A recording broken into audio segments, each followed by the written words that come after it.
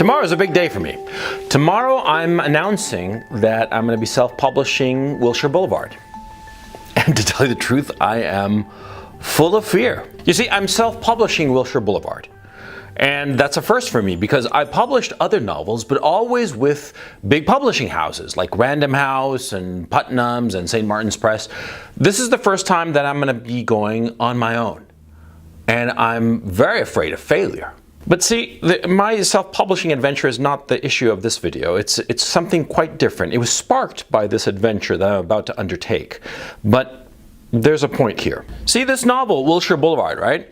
I tried to publish it back in 2016. And I failed. I failed because, well, the novel was politically incorrect, shall we say, okay? And because of that, you know, I felt like a failure, like a loser. The first time ever that a novel I'd written had not been published. I felt flabbergasted. And tail between my legs, I just retreated from the whole publishing thing. And insofar as the novel is concerned, see, I just took it and put it in a bottom drawer. I put it in a bottom drawer and sort of tried to forget about it. I knew all about self-publishing and all the rest of it, but I had no intention of going through the self-publishing route because I was afraid of failure. I was afraid that if I tried to self-publish the book, I'd fail and look like a fool. And so I kept the manuscript in that bottom drawer and went on with my life. But see, what happened was that, as I got a little bit older, I mean, this happened in 2016, right? As I got just a little bit older, I'm about to turn 51 now. My fear of failing at self-publishing began to diminish. Or actually, no, it didn't diminish. It stayed the same. But what increased was my fear of regret. Regret is one of the most awful feelings that you can ever have.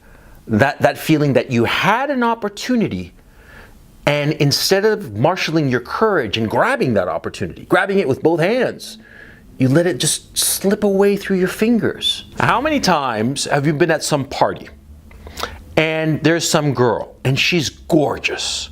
She's gorgeous and she's standing all alone there. Nobody's talking to her. And you're there holding your drink and all you have to do is walk, 2-3 yards to her and just say, "Hi. How you doing?" That's all you need to do. But instead of doing that, what do? You stand there. You stand there and don't approach her. You stand there with your drink, your head bobbing to the music, and every so often looking at her, glancing at her, surreptitiously, drinking your drink, and did she notice me? She's so hot. Oh, I could go up to there. Ah! How many times has that happened to you? How many times were you waking up the morning after and saying, "Why didn't I talk to that girl?" Or "Why didn't I take a chance and start that business?" See, the regrets that you have are missed opportunities. It's a missed opportunity, and regret is that feeling that you know that opportunity, that particular opportunity, well, it'll never come your way again. And it's very different from the fear of failure, Because when you fail at something, it feels shitty, of course, but you feel no regret. Of course not. You don't feel any regret because you tried. You tried and failed. There was that girl at the party and she was really hot. You went up to her and you said, "How you doing?" in your sexiest voice, and she just looked at you with contempt and walked away. Well, of course, do you feel good about that? No, of course not. You feel shitty about it. But you don't feel regret. You went and grabbed that opportunity. You went up to the girl and tried to talk to her and she blew you off. You feel awful, but you know that you tried. Regret is far worse than failure. Because see, with regret, you're always going to be wondering, could I have succeeded? Would she have given me her number? Would she have maybe gone home with me that very night? You'll never know. See? Because it could be that if you'd gone up to her, she would have blown you off. Or it could be that if you'd gone up to her, you would have discovered the love of your life. And you'll never know which it was. That is the awfulness of regret. Because with failure, well, you know what happened. You failed. Big fucking deal. You're going to fail plenty of times. I've failed plenty of times. I mean, so many times I can't even count in my head how many times I've failed, right? But regrets, thank God, thank everything holy and good in this world, I have so few regrets. You know which one is the biggest regret I ever had? A girl named Macarena. Like the song. She was gorgeous. She had like long, curly brown hair. I mean, like in these little like spiral curls, natural, right? And she had these blue eyes. I mean, they were so blue. I mean, it was just like the color of the sky, right? And she had like skin that was just so silky smooth, and she had just an incredible body, and she was like right my height, you know. She's like 5'8" or so, you know, just like not quite model height, but just she's just perfect. She was so gorgeous. She was this girl in high school, yeah, my senior year. This is like 85, yeah, 1985, right? She was smoking hot. I mean, she was so gorgeous, right? And I pined after her every day, and she'd pass me by in the halls, and, you know, I'd be like, oh, what's that incredible smell? Ah! It was the smell of my desperation and stupidity. Because here I am, 34 fucking years later, and I still regret that I didn't talk to her. Not once, the whole fucking year. And I didn't once talk to her. I pined after her every fucking day of my senior year. And not once did I work up the nerve to talk to her. Now I want to kill myself, of course, you know, because who knows what could have happened. More likely than not, I might have dated her and it would have fizzled out. That's the most likely scenario. But see, I'll never know. The regret of not having dated Macarena is still with me 35 fucking years later. And see, it's because of a function of age. Because see, when you're young, right, you allow your fear of failure to dominate you because you feel that you have your whole life ahead of you. You're in your early 20s, say, right? And you meet some girl and you succumb to your fear of failure with her and don't go up to her, right? And you're thinking to yourself, well, it doesn't matter. I mean, there are plenty of fish in the sea. You know, I'm 20, right? How many decades ahead of me do I have, right? I've got my 20s, my 30s, my 40s even, maybe even my 50s. I mean, this fucking coach, right, he's an old man and he's still bagging them, right? So, you know, I got plenty of time. I got plenty of opportunities. And because you think that you have plenty of opportunities, you succumb to your fear of failure and not grab the opportunities that are right in front of you. And of course, it's not just your opportunities with women. It's your opportunities in your career, in your business, in all sorts of things. In things that you have to control your fear of failure and just dive in.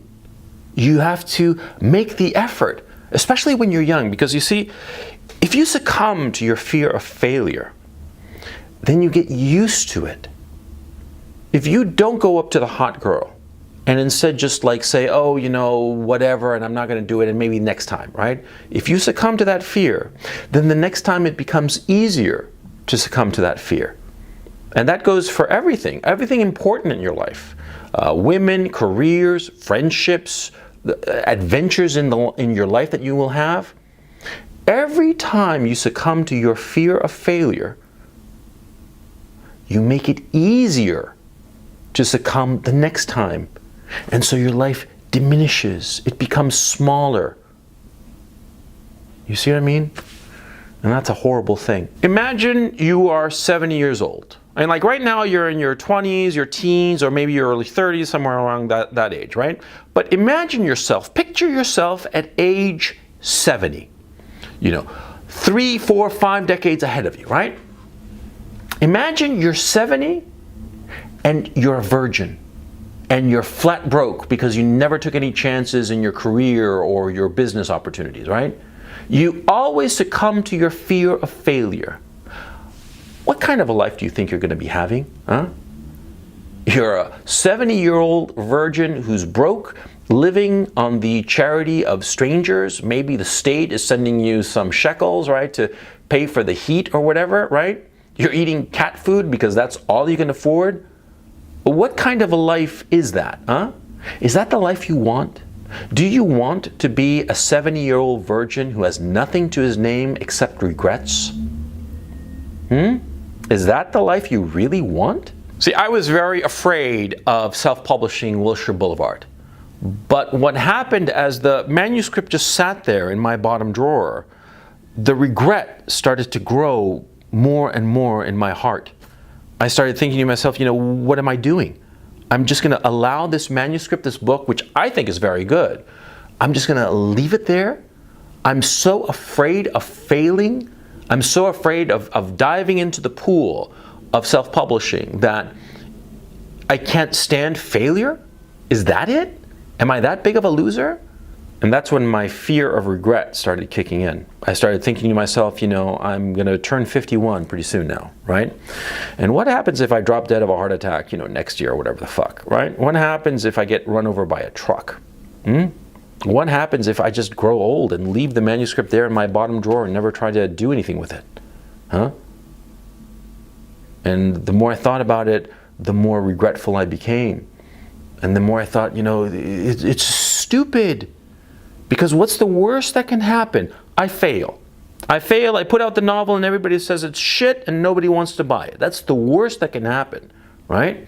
And am I gonna like that? Fuck no, I'm not gonna like it. But at least I'll know. With regret, you never know. And that's something I couldn't live with, and that's why I'm diving into the pool. And whatever it is that you're afraid of failing in, do it. Do it. Trust me. It's not that I'm smarter. How many times do I have to tell you guys? It's not that I am smarter than you. I've lived longer. And that's why I know more. And I'll tell you right now that failure, bad as it is like nothing compared to regret. It's the reason that 35 years later, I'm still regretting that I didn't talk to a girl called Macarena.